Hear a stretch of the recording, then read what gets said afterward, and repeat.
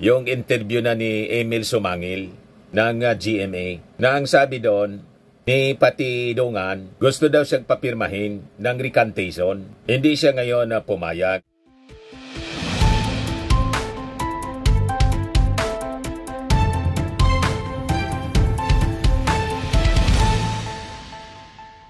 Hello po mga kababayan, si Dante Maravillas. This time, nagpapapress con si Atong Ang sa issue ng missing sa Bungeros. Di ba siya yung tinuturo ng isang witness na dati niyang farm manager na si Jolie Dondon Patidongan. Buniltan ngayon, kinaso ni Atong Ang, kaya may press con na ginagawa. Kasama yung kanyang mga abogado. Ang abogado ni Atong Ang, yung isa, personal nating kilala, si Atty. Carolina Cruz, taga rito sa amin. At saka mga kababayan, si Lorna Kapunan. So, pakinggan natin ang kanyang press con, mga kababayan. Sino ang Dondon na yan? Ang Dondon na yan, kasi kami namang mga abogado, hindi naman kami tatanggap ng kaso pag hindi kami nag-due diligence. Nakita namin ang Dondon nito ay kriminal. Si Atty. Kapunan nagsasalita. Criminal cases. He started sa isang security company na tinanggal siya dahil sa sexual harassment. Then nag-complain ng sexual harassment. Isang kriminal daw ito, si Patidongan, yung witness. Na January 2020, merong nag-file ng information for frustrated murder. Ito, against yung whistleblower na yan, sa RTC Morong Rizal. Isang kaso yun, frustrated murder. Meron pa siyang charge for murder and multiple frustrated murder in Taytay Rizal, final noong March 2019. Nakita rin namin na noong July 2019, ang Metrobank mismo, Metropolitan Bank and Trust Company mismo, ang nag-file ng isang kaso for robbery. Robbery with threat and intimidation, physical injuries, and grave threats. So, tignan natin, credible ba itong whistleblower na to? Kanya, nandito si Atong Ang, na nire-represent po namin para tulungan. Ang objective po natin ay tulungan natin na na lumabas ang katotohanan, because ngayon ang lead lang ng Secretary of Justice at ng police authorities ay isang statement na hindi naman totoo. So our objective here really is to help. Sabi nga ni Sir Atong Ang, nandito po kami para ilabas ang katotohanan, because baka mag-follow ng false leads ang SOJ. Wala na namang mangyayari sa kaso ito. Isipin natin yung mga families ng victims na hanggang ngayon hindi pa nakikita. Isipin natin ilang taon na yan, more than 4 years.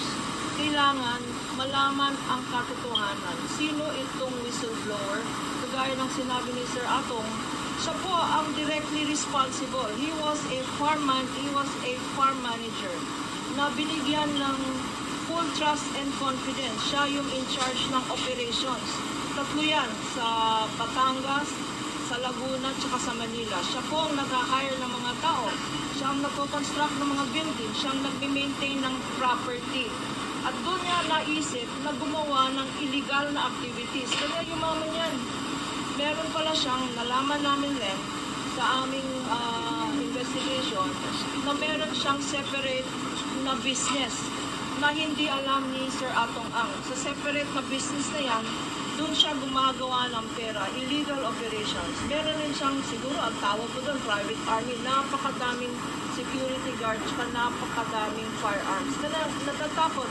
Yung mga alam ang ginagawa nitong Dondon na to, ay natatakot mag-come forward because may sariling operations itong si Dondon na yan. At takot na takot sila. Ngayon na sabi ni Secretary of Justice that he will help in bringing out the truth, gano'n ang mangyayari. We will fully cooperate with the Secretary of Justice, with the investigating officers, and with the Supreme Court in darating na doon. Burning question from Jimmy.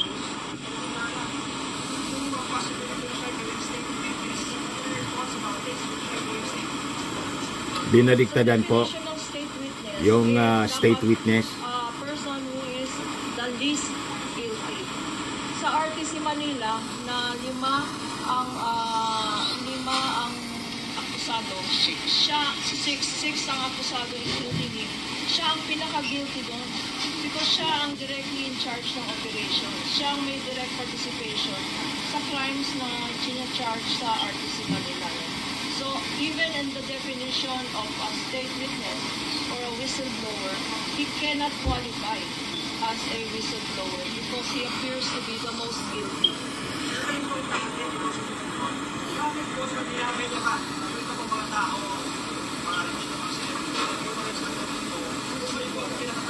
Extortion. Dahil nga sa extortion, dahil tinatawagan nila isa-isa. Ang hindi magbibigay... Gusto daw mag-extort sa kanya. Yung original, yung mga sinasabi niya, parang 15, 16, 17. Ngayon, 4 na lang kami. Hindi ko alam kung ano yan.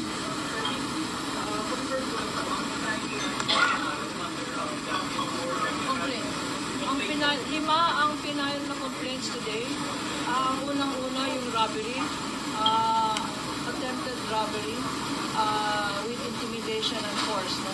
Ang pangalawa, meron tayong grave threats, meron tayong grave coercion, kasama dyan yung mga extortion, meron tayong slander, yung mga pinagsasabi niya na wala namang katotohanan sa media, destroying the character and reputation of innocent people. No? At panglima, meron tayong tinatawag na incriminating innocent person. So, 5 ang final na kaso today sa prosecutor's office. Okay, sir, sorry po. Sir, would you know po kung yung mga kasama niyo po sa grupo will also file case against the sir? Well, magpapafile, I think lahat ng mination yung pangalan. Kaparang nila Engineer Salazar, sila Mr. Eric De La Rosa, I think si Gretchen, magpapile sila ng kaso siyempre. Pati si Gretchen magpa-file ng kaso daw. Laban dito sa whistleblower.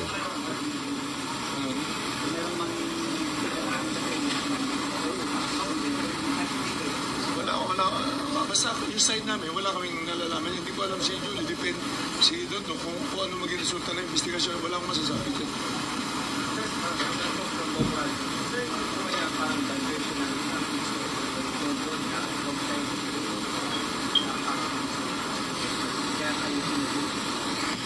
Basta ko sa akin, Don, tingin ko talaga makikita ang utak niya. I think pera-pera lang talaga habol niya. Isipin mo sinasabi niya pati kagabi. Bigyan siya ng pera kasi tatakbo na raw. Pakaala niya, yung ginawa niya, pwede niya takbuhan ng bigla. Hindi ganun eh. Kasi sanay naman yata sa kumuha ng pera tumakbo eh. Hindi ko alam ang background niya eh. Tama po, tama po, yung sinabi is after niya labas ng state of eventually, tingnan ka niya ng pera.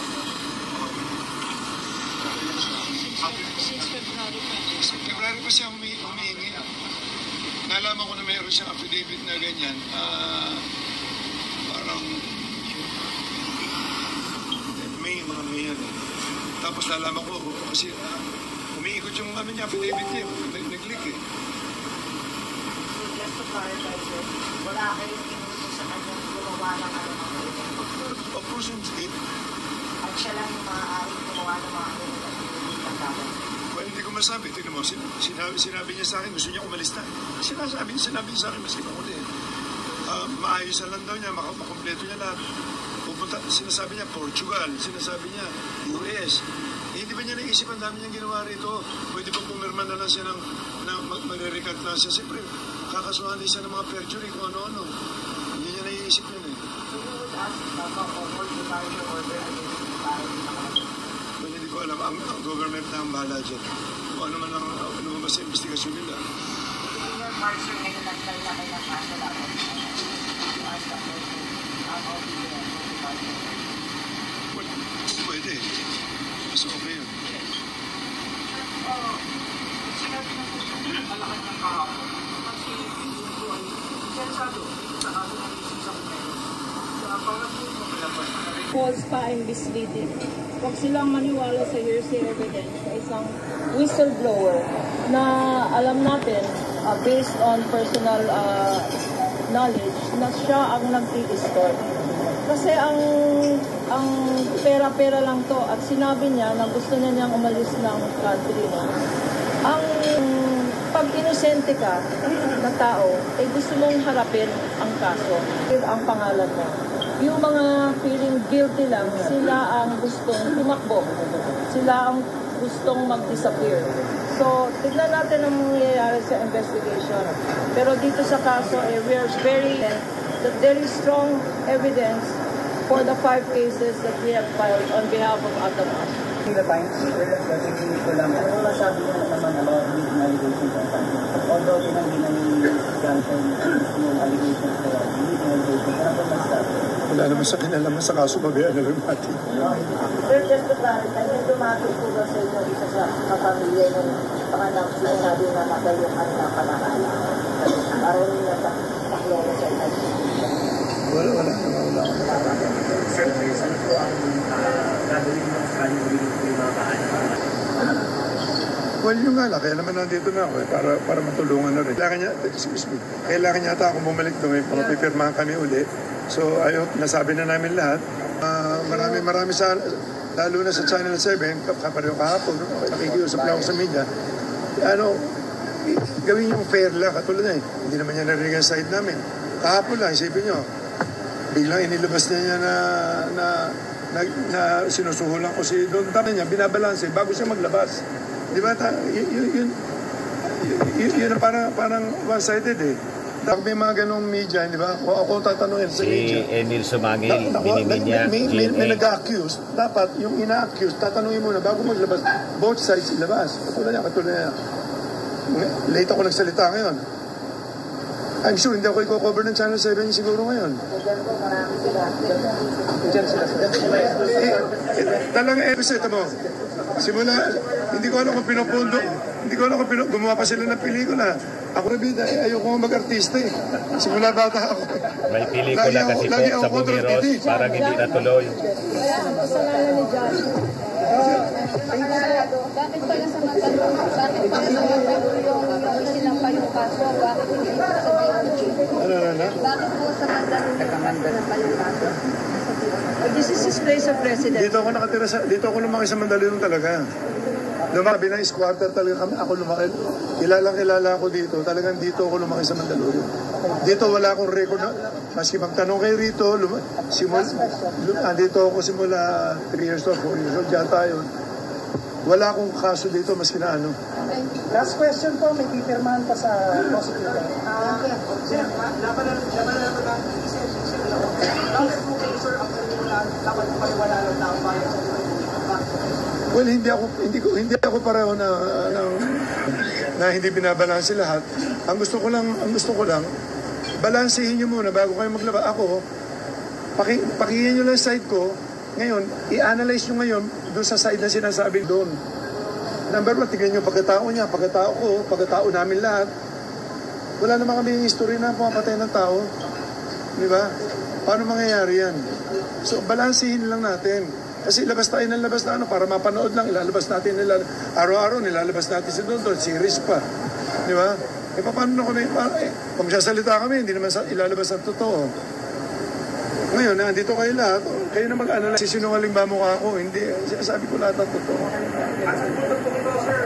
Nakikilipot na word si Don, Patidongan. Ano po gusto nyo pinag-maintain sa isa? Well, yun lang, sabi ko na, Don, mag-isip ka doon. Kung ano man ang mga, huwag ka na magsinungaling. Tinuring kita parang anak ko eh. Hindi ko alam na ganyan ka kasama. Pati ako, papatayin mo pa, kikidnapin mo pa ako. Gusto daw siyang kidnapin. Yun lang, ganun lang kasimple. Ng whistleblower, dating farm manager niya, sabi niya Atong Ang. Tsaka ang gruhawa na kami masyado. Yun lang. Maraming salamat. Maraming salamat.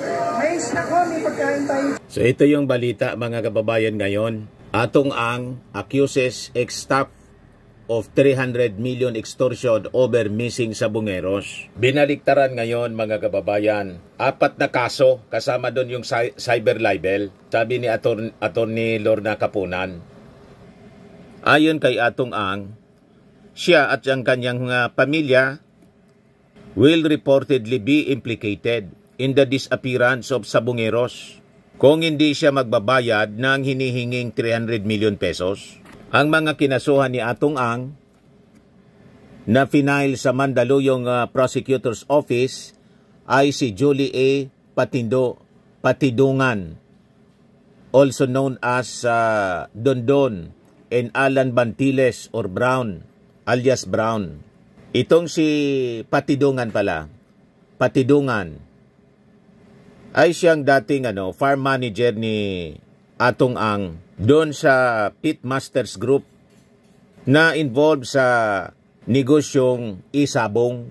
Kaya lang noong 2022, itong si Patidungan and 5 others were implicated in the disappearance of Sabongeros at the Manila Arena, leading to a Senate investigation and filing of criminal complaint against Patidungan and the others. So ayon mga kababayan kay Atong Ang, he initially provided legal and financial assistance but it was stopped in 2023 following the posting of bail of 6 accused, and then he learned of a supposed plot to kidnap, extort money from his family and eventually murder him. So binaliktadan mga kababayan ni Atong Ang, itong kanyang farm manager, ang intensyon niya mag-extort, mangutong, madaling sabi, mangutong sa kanya at sa kanyang pamilya. Tinulungan na sana niya noong makaso. Yan ang kwento ni Atong Ang, yan ang side niya. Nilalabas natin ito mga kababayan for fair play, para balanse yung ating presentation ng kwento. Ngayon, sabi dito, the information about the alleged plan came from Rogelio Barican na kanyang security personnel, whom Patidungan and Bantiles reportedly tapped to carry out the plan. Ibig sabihin, yung tinap na gagawa ng plano, tinap ni Patidungan, bumaliktad din, nagsumbo ngayon kay Atong Ang. Then in June 2025, last month lang, Ang said he received information na itong si Patidungan executed a sworn statement with the Philippine National Police Criminal and Investigation Detection Group and eventually appeared before GMA Network in an interview using the alias Totoy that same month. Ayon, mga kababayan, yung una nating sinira sa inyong balita. At yung kanina, yun ang follow-up, yung interview na ni Emil Sumangil ng GMA, na ang sabi doon ni Patidungan, gusto daw siyang papirmahin ng recantation. Hindi siya ngayon pumayag. Ang denied all accusations, stating they are entirely false and without basis. Sabi po niya, the accusations anya have caused irreparable harm due to what he described as trial by publicity without due process. Ang is represented by Attorney Lorna Kapunan. Ayan na po, ginawa ang yung press con ngayon para after the filing ng 4 na complaints. Nagpa-press con po. Ito siya mga kababayan, yung press con kanina. Anong question? Ito na si Atong Ang.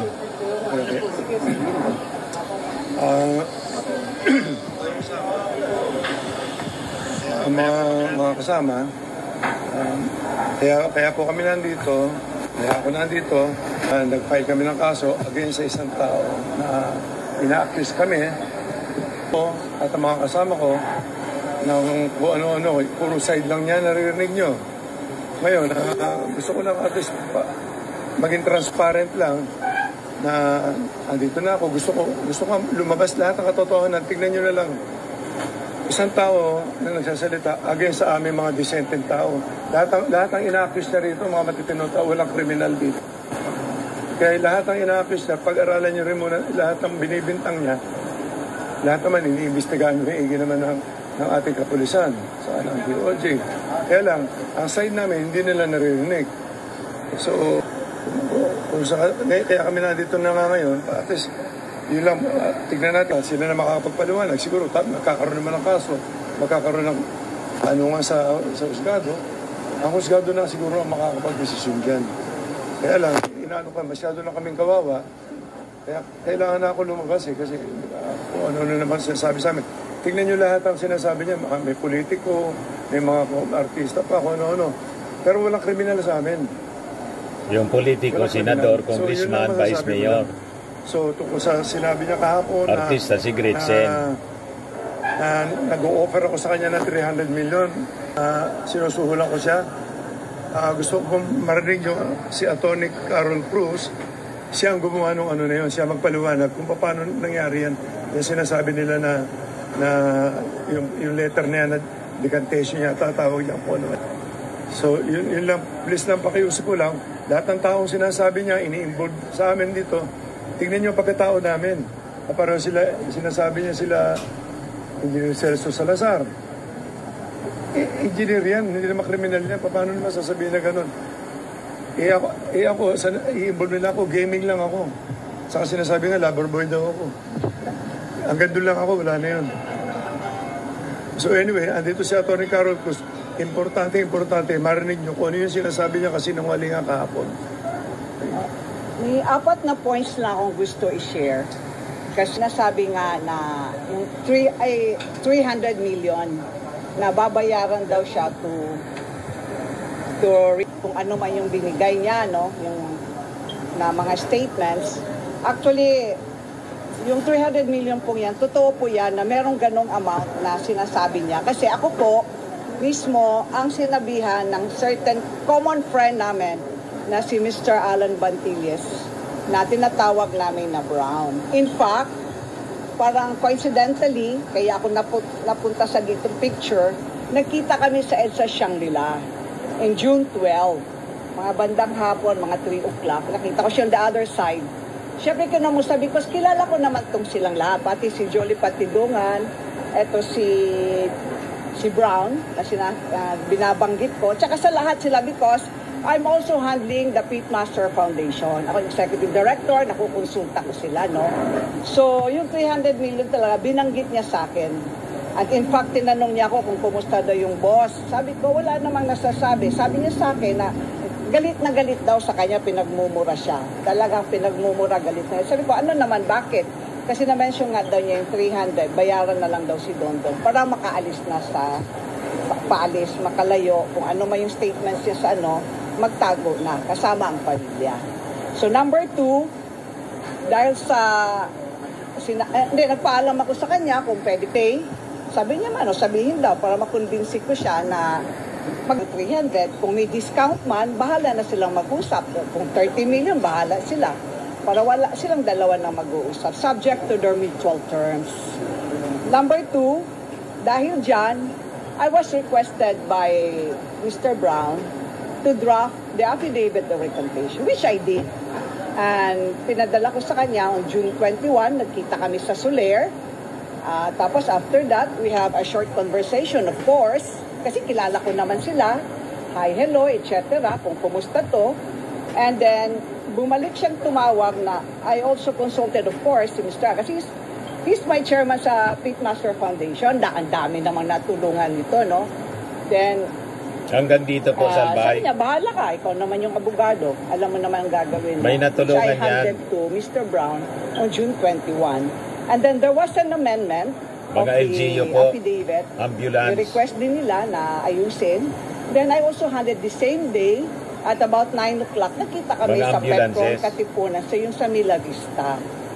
Yun. Then number 3, during my course of conversation, that's number 3, nagtanong ako, after this 300 million, etc., after signing, ano ang gagawin? Sabi, may plano silang umalis kasama ang pamilya. Iba, mahirap kasi kapapanganak lang ng asawa ni Dondon yung Julie Patidungan. Sabi naman, bumubuka na daw nga yung mata, kaya pwede nang kunan ng passport. Besides, meron naman silang visa sa US, Schengen visa, which he assisted the family. And number 4, I said, why I came to the picture, kasi nga coincidentally, nagkita sa Shangri-La, and matters were relayed to me, discussed to me, and all other things. I designed all the plans, and I asked permission, and they told me to share with him and relay the same. Yun na. Ano talaga nito, ang punot dulo talaga nito, pera. Lahat ng grupo namin tinatawagan nila eh. Kapareho kagabi lang to, may tumawag sa isang kasama namin na sa group namin. Mayroon kami sa group A, group B. Tapos gano'n eh. Tinawagan daw siya kagabi. Madaling sabi, extortion. In-extort sila, sabi sa akin, mga 11:10, tulog na ako, tinawagan ako. Yung isang partner namin. Sabi gano'n, tulungan daw si Don kasi tatakas na. Bigyan na lang daw ng pera. Yun ang sinabi niya kagabi. So, lahat tinatawagan. Si Gretchen, tinatawagan. Sinasama na si humihingi nung time na umihingi ng pang-kampanya yung asawa. Tapos tinawagan din ni Brown. Kinausap din ni Don. Tapos humihingi ng pang-papanganak. Ang dami sinasabi. Nung binlak siya, kasama na naman sa kawalang yan na sinasabi niya. So, ang grupo namin, lahat tinatawagan na isa-isa, nag-extort eh. Akala yata niya, pagkatapos yung magsalita na kung ano-ano kalokohan, pwede na lang siyang biglang aalis pag nakuha niya ang pera eh. Yun ang problema eh. What is your message sa mga families ng missing Saboneros na apparently sa sinabi, galit na sa inyo kasi kayo yung tinutulong master? Anong message yun sa kanila? Malalaman nyo rin na totoo. Siguro sa pag-i-invest niya, may lalabas na totoo dyan. Wala kami kinalaman lahat dyan. Kapatid ko nga, sinasabi ko, lahat ng grupo namin, mga disenteng tao yan. Ang hilig lang namin. Ngayon, kailangan lang namin proteksyonan na sarili namin yun talaga. Kaya wala na akong kailangan ng ano eh. Ngayon, hindi ko na kailangan paliwanag. Hindi namin alam kung ano nangyari talaga dyan eh. Kaya lang, siyempre, masyado na kami bugbog. Kailangan na kami lumabas. Kailangan kami lumaban eh. Si Brown Group B, si Brown. Sila talagang pareho sila na Bisaya, Rosan. Hindi malala future sa investigasyon kung anong papel ni Brown sa kanila. Pero sir, bakit offer po sila ng ganong pressure sa inyo or kapag ito magpapaganda? Bakit po sa katotohanan po na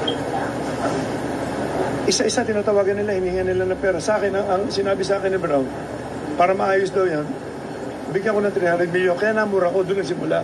As early as February, bago siya mag-file, bago siya gumawa ng affidavit. May mga telephone call kami dito eh. Actually, mapapatunayan ko sa inyo yan in the future. Depende sa kaso kasi, na talagang sila ang nakikiusap talaga na nag-extort talaga. Namura ko si Brown dahil hinihingan ako ng 300 million para ibigay daw. Para wag daw ko idamay doon sa kaso nila. Kasi sila ang may kaso, hindi naman ako eh. anong pangalan ni Brown? Alan Bantiles. Sir, sa madaling salita, Hindi nga ako, tumulong ako kay Don nung eleksyon. Dahil humingi ng to, pag hindi mo tinulungan, ang dami sinasabi na kung ano eh. Ngayon, nire-record yan, nire-record doon nila ako. Usapan namin, pag hindi mo sinabayan yung pagsasalita nila, nambablockmail. So, kailangan sabayan mo na kung ano yung sinasabi niya. Bakit po, sir, hindi ninyo ipina-entrap yung kanilang mga extortion activities? Bakit hindi po ipina-entrap yung kanilang mga extortion activities? Hindi ko kasi alam na aabot sa ganito ang problema kasi mga salbahin tao na magpapahamak ako ng mga tao. Hindi ko kasi ugali yun eh. Kung kasarili ko, isusolve ko. Kung konting pera lang, katulad yan, eleksyon, humingi isa na mag-eleksyon. Yung pala naman, meron na siyang... Tingnan yung kalokohan na yan. As early as February 22, nung hindi ako pumayag, tuloy-tuloy pa ang usapan namin. Nung eleksyon, humingi pa siya ng 12 million, binigyan ko pa ng 12, may mga resibo ko dyan, dineposit namin sa account nila. Ano klase extortion yan? Mayor. Ng Gorobo, ng Surigao at May idea kayo kung sino nasa likuran? Wala, hindi ko masabi kung sino nasa, pero hindi ko masabi kung anong pinagagawa niya. Pero may ang anggulo na dahil po sa politika kaya kayo kilala. Wala naman ako sa politika, hindi ako nakikita sa politika. Hindi ko alam kung siguro sa pag-iimbestiga din na lang ng mga pulis siguro, makikita nila ko ang purot dulo niya kung ano yan. Ansikin nyo na lang, yung background ni Don na lang. Pero Kung anong may klase. kalaban po ba kayo mas malaki pa dyan sa darangan ng negosyo na po? Sa baka nasa No comment ako niya sa ganyan sa negosyo kasi negosyo. Lagi ko siya nakakausap maski nung huli. Last night. Hindi, I think last week, ito sinabi niya sa akin. Brown, pagtawag ni Brown, sinabi niya, boss, gusto ko yung makausap ni Don kasi aalis na raw.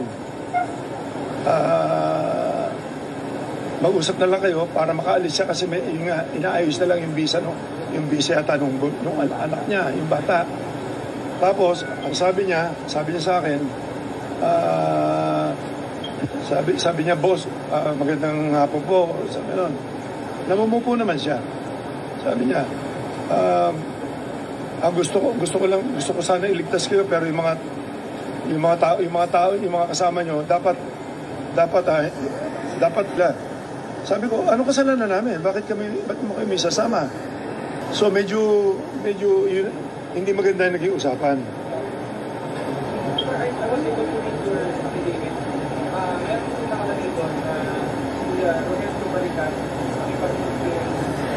Yan. Nung nagtatago sila, okay, nakarating na sa akin yan, kung huli na lang Pagka nakakainom kasi yan, ang dami masyadong kwento, ang dami mga pinaplano. Kaya si Don, paglasing yan, kung ano mga pinagsasabi niyan Tapos, nasa isang meeting, nasa safe house nila na tinataguan nila sa bandang Parañaque daw. Ilan sila dyan, hindi ko alam kung sino-sino kasama lahat, kasi sila nakakaalam yan. Pinilano nila na, kasi noong time na yun, talagang delikado rin ang papel ko kasi nasa paligid ko, mga tao niya Noong time na yun, nagtitiwala ako sa kanya.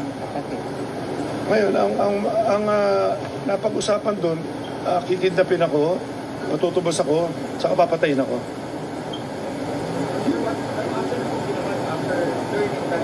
Dito huli ko lang nalaman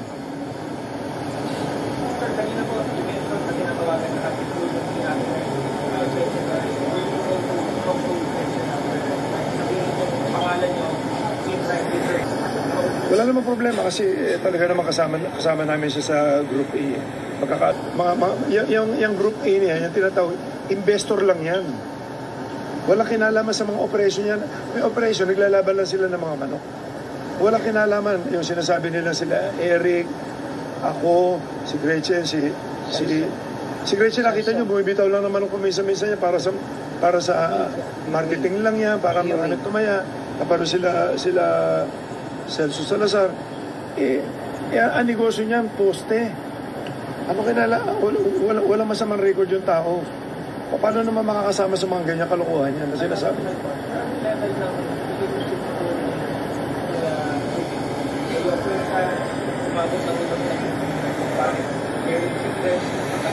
Naging trust, kasi ako, sobrang kumitiwala sa mga tao. Ang trabaho ni Julie sa amin, siya nag-aasikaso ng mga properties namin.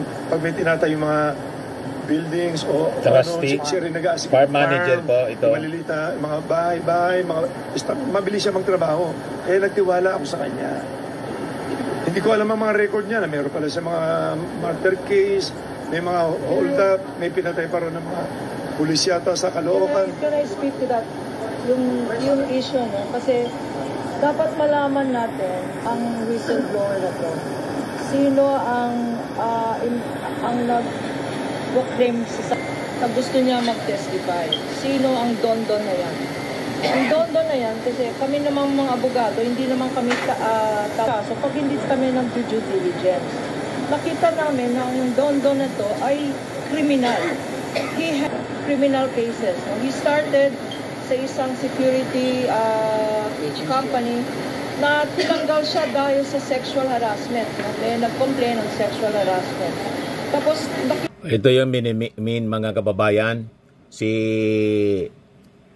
Patidungan. Ito yung interview ng GMA, si Emil Sumangil. May mga taong membro ng PNP na inuutusan para kumuha doon sa venue. Sa mga taong nagtaka, bakit ngayon lang ako lumutang? Ngayon, lumutang ako dahil alam ko ang pinagkatiwalaan kong tao na ang ating PNP chief na si General Torre. Alam kong hindi niya kaya bayaran ng pera yan. Ano naging papel mo dito sa Bungero? Ba't ikaw ay kasama sa kinasuhan? So, ibig sabihin, yung mga previous PNP, wala siya masyadong tiwala. Yan ang ibig sabihin niya. Sa totoo lang, wala akong kinalaman dyan at isa lang akong utusan niya na bilang farm manager. Ikaw ba rin kakasuhan bukas ni Atong Ang? Ano mo sabi mo? Parang kinasuhan niya na rin yung sarili niya dahil ako kakasuhan niya. Ay, siya naman nag-uutos ng lahat. Katulad ng sinabi niya, nag-extortion daw ako ng 300 million para alam ng lahat. Hindi ko kayang tanggapin yung pera niya. Sinabi niya na nga sa social media na bilyonaryo ako. Patunayan ko na lang na ako isang bilyonaryong mini. Yun lang ang masasabi ko sa kanya. At saka Mr. Atong Ang, sabi na nga ng mga matatanda na huwag ka na magtago sa palda ng nanay mo. Binigyan mo ako ng papel na para pirmahan ko yung recantation ba yun? Recantation. Binigay mo sa akin kapalit ng pera. Sabi ko hindi ko kayang tanggapin yan dahil buhay ko at buhay ng pamilya ang nakataya dito. At ito yung minimin doon sa presscon na 300 million. Ang gumawa ng recantation, yung kilala nating abogado, si Atty. Caroline Cruz, na katabi ni Atong Ang doon sa presscon with Atty. Kapunan. So, ang kwento nito ni Patidongan, hindi siya nag-extort, kundi binabayaran siya para manahimik. 300 million para bawiin yung kanyang ang kanyang mga statement sa unang mga interviews na kung saan tinuturo niya si Atong Ang, si Gretchen Barreto, direkta ng isinabit niya si Atong Ang bilang mastermind para hindi na mabulgar ang tungkol sa missing sa Bungeros, kung sino talaga yung mastermind. Yun ang side, mga kababayan, nung kinasuhan ngayon, pinilta ni Atong Ang dahil sa pagsabit sa kanya. 3 days ago daw, pinapapirma siya ng recantation. Kasi di ba, una, ang lumabas na mga kwento, blind item pa, alias totoy lang siya. Yung kwento ni DOJ Secretary Boying Rimulya. Pero ngayon, nagpakilala na siya ng full name niya, ng kanyang identity, kasi nasecure na siya, mga kababayan, ni General Torre. Ano ng mga pamilya ng mga nawawalan sa Bungero? Sino yung babaeng artista na ito? Yung artista na yan, walang iba kundi si Miss Gretchen Barreto. 100% na may kinalaman siya at gawa na lagi sila magkasama ni Mr. Atong Ang. Panawagan ko lang sa kanya para naman medyo umano siya, makipagtulungan na lang siya sa akin. Sa mahal kong presidente, BBM, sir, sana pakinggan mo naman yung mga pamilya ng namamatayan. Ito na yung pagkakataon na tulungan niyo ako dahil lahat ng sinasabi ko dito, walang kasinungalingan at walang pirang kapalit dito. So yung ating Pangulo, ipinag-utos na po ang investigasyon. Sabi diyan, PBBM determinado sa hustisya, mas malalim na investigasyon sa mga nawawalang sa Bungero, inatasan o pinag-utos. Ayon yan, mga kababayan, sa payag ni Yusek Attorney Claire Castro, layunin ng Pangulo na matukoy ang tunay na nasa likod ng pagkakawala ng mga biktima at mapanagot ang sinumang responsable. Ito'y sa kabila ng ulat na isang makapangyarihang individual ang itinuturong utak sa likod ng mga pagkawala. Iginit ni Castro na mananatili ang tiwala ng Malacanang sa integridad ng ating hudikatura. So abangan na lang natin, mga kababayan, sino ba yung nagsasabi ng totoo? Si Atong Ang o yung accuser niya na kanyang dating farm manager? Ang importante dito, mga kababayan, mabigyan kasi ng hustisya yung more than 100 missing sa Bungeros po, yung pamilya Yun ang napaka-importante dito. Ngayon, hindi pa natin alam sino ba talaga ang nasa likod ng missing Sabongeros. Sa mga naghanap ng malinis and spacious fitness gym, pumunta lang po kayo sa aming Colossal Fitness Gym. We also offer Grab Car Rental with our brand new 2023 model ng Toyota Innova. We also accept booking for those who are planning to travel via PAL, Cebu Pacific, and other airline companies, local and international, and bills payment for Meralco Bills, PLDT, Aleco Bills, etc. Ang Colossal Fitness Gym is located at 3rd floor Security Bank Building, Lanco Business Park, Legazpi City, Albay. For inquiries, look for Chilon Maravillas. Contact number 0966-802-0949. Yan yung aming Innova. Lagi na pong matao sa amin. Pati mga foreigners po, tingnan ninyo, mga British tourists sila. Ang lalaki ng katawan na, mga kababayan, nag-gym sa amin. Ito naman po, Indian National. Ito mga mga European sila. Ito naman yung bago naming product na binibenta online, iGlow Serum. Whitening po siya galing sa South Korea. Tingnan ninyo yung epekto sa aking anak na architect entrepreneur, Riz Maravillas. For inquiries, look for Riz Maravillas on FB. Ito naman po, Firmax Firming and Lifting Cream. Pinapahid po ito sa mga pulses and affected area. Mahina po ito sa mga pains at paninigas na mga kasukasuan. Ito po, Automax Radiant Serum. Sa mukha naman yung application. Anti-aging po siya. You will look 10 years younger than your age. Ito naman po yung bago naming binibentang product online. I am worldwide amazing pure organic barley powdered drink mix from Australia. Endorsed by Miss Maritoni Fernandez, isang cancer survivor. Ang mga health benefits niya po, boost immunity, improves digestion, enhances energy levels, packed with antioxidants, prevent cancer. Sa mga inquiries po ninyo, dumiritso na lang kayo sa messenger ng aking anak na architect entrepreneur, Riz Maravillas. Sa mga mahilig naman po sa mga imported bags and wallets, pumunta na lang po kayo sa page ni Madam Eileen Rosales. Eileen Closet po, nakabase siya sa Amerika. Ayan po siya, mga kababayan. Yan ang kanyang mga paninda. Ito naman po yung bago naming product na binibenta online. iGlow Serum, whitening po siya. Tingnan ninyo yung epekto sa aking anak na architect before and now. Yung mga inquiries po ninyo, dumiretso na lang kayo sa kanyang Facebook account, Riz Maravillas.